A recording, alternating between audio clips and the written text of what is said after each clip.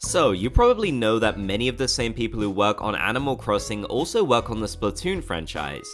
I mean, look, the new Splatoon 3 DLC literally has characters that are inspired by Animal Crossing New Horizons. And don't even get me started on these two also. This fact is heavily cited as the reason that New Horizons stopped receiving support due to the launch of Splatoon 3. I think it's safe to say that a fair amount of Animal Crossing fans have negative feelings towards Splatoon because of this, although it's never been confirmed this is why Nintendo actually moved away from New Horizons. Strange that we never got Inkwell though, that is really weird. However, this connection might actually be a really good thing for the future of the Animal Crossing series. In the past, I've discussed how the launch of Splatoon 3 has given us hints on how this team and Nintendo might aim to tackle the next Animal Crossing game, and that the way they released updates and DLC for the previous Splatoon game, Splatoon 2, actually laid out the path for how they ended up releasing updates and DLC in New Horizons a few years later. Well, now that we're nearly 6 months into Splatoon 3 and we've had updates and DLC announced, this bodes really well for the future of Animal Crossing if Nintendo decides to use a similar approach once again, like they did with Splatoon 2 and New Horizons. Since my last video on this connection, Nintendo has announced that they'll be releasing 2 waves of DLC for Splatoon 3, filled with all kinds of exciting content for the franchise.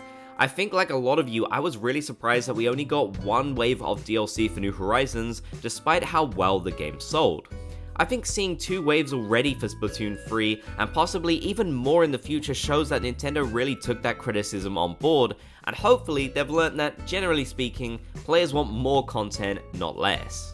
The same could be argued that they're releasing big updates every 3 months or so, when New Horizons had lots of large gaps. They've kept it much more consistent in Splatoon 3, so this could definitely be the case for the next Animal Crossing game. Don't get me wrong though, I do wish they were doing this right now for New Horizons instead, as the next game could be a while off. Now, the very first wave of DLC that they announced for Splatoon 3 actually gave me a really interesting idea. You see, Wave 1 of the Splatoon 3 DLC was a return to Inkopolis from the very first Splatoon game. Effectively, this DLC is just a new hub world for you to enjoy. It's kind of a reskin of what you can do in the usual hub world. But it kind of makes me wonder if Nintendo would take this approach and maybe bring back something like the city from Animal Crossing City Folk that we could visit in a DLC for the next Animal Crossing game.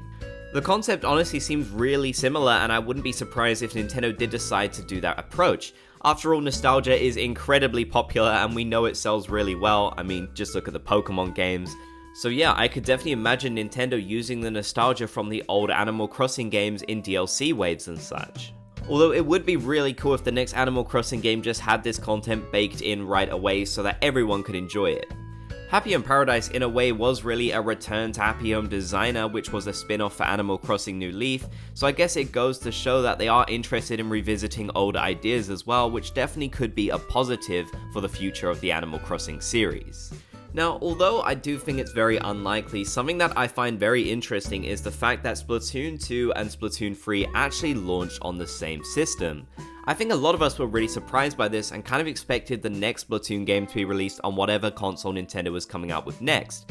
So this point does make me wonder if Nintendo would consider maybe releasing another Animal Crossing game on the same system. Of course, we know that Nintendo doesn't really do this thing with Animal Crossing, but could that have changed due to what is going on here?